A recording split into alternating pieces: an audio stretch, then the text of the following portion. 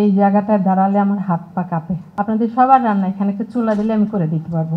মিউজিকের কিছু বুঝি না, খরচ করে ওই ইনস্ট্রুমেন্ট কিনেছে, ওইটা দিয়ে কাজ করে রোজগার করে আমাদেরকে খাইয়েছে। আমি যে লড়াই করছি তোমরা সে লড়াই পারবা না। আমি বলবো বাবা হিসাবে তোমরা বিদেশেই দাঁড়াও মাথা উঁচু করে। আমাদের পথ চলায় এবি ফাউন্ডেশনের সাথে আপনারা সবসময় থাকবেন। আমি অর্থনৈতিকভাবে আপনাদের কাছে সাপোর্ট চাচ্ছি না।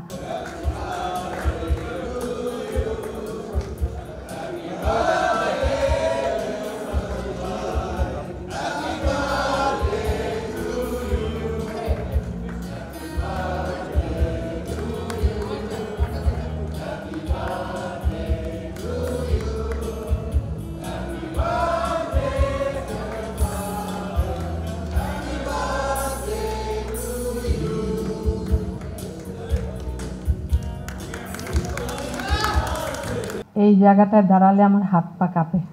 এটা আমার জায়গা না, যার জায়গা উনি নাই, ওনার কাজগুলো করার জন্য আমি তো এই পথে নামলাম। আজকে আমরা মোটামুটি এবি ফাউন্ডেশনটা রেজিস্টার্ড গত মাসে হয়েছে। এটা পাবলিকলি বলার জন্য, যেটা একটা বাচ্চুর যে একটা স্বপ্নের ছোট্ট একটা জায়গা, হয়তো গিটারগুলোকে আমি ঘরে মোছামাছি করা ঠান্ডা করা তো আমার কাজ না। আমি তো রান্না বাড়া করতে পারি, অনেক মশলা এনে দেয় আপনাদের সবার রান্না এখানে একটা চুলা দিলে আমি করে দিতে পারবো। মিউজিকের কিছু বুঝি না, ওটা যেটা বোঝে মাসুদ, অংশু, শামীম, এদেরকে নিয়ে আমার পথ চলা। বাচ্চু অনেক গান করে গেছে, আরও আনরিলিজ কিছু সং আছে ওর, সেগুলোকে সামনে নিয়ে আসার জন্য ওর গান অন্যরা গাইবে সেরকমও করা আছে। তারপরে ও তো একটা ইনস্টিটিউটের মতন, ওকে নিয়ে যেন আরও কিছু করার স্বপ্ন আছে। তবে মিউজিয়ামটা বেস এই কারণে যে গিটারগুলো থাকবে, ওর ইনস্ট্রুমেন্টগুলো থাকবে, যেটা দিয়ে এবি কিচেনে অজস্র টাকা খরচ করে ওই ইনস্ট্রুমেন্ট কিনেছে, ওইটা দিয়ে কাজ করে রোজগার করে আমাদেরকে খাইয়েছে, আমার 2 বাচ্চাকে, তার পরিবারকে, তার ব্যান্ডকে।